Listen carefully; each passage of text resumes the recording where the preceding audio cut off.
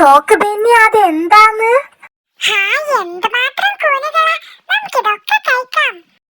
എന്നാ വേഗം നടക്കങ്ങോട്ട്.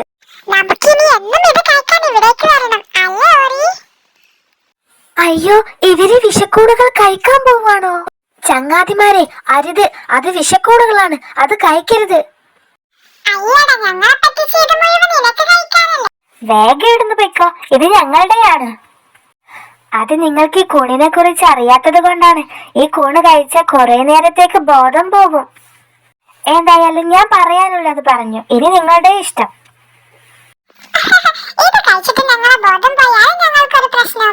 നമുക്ക് നാളെ ആ കൂണ് കഴിക്കാൻ പോണം. നല്ല ടേസ്റ്റ് അല്ലേ ബെന്നി?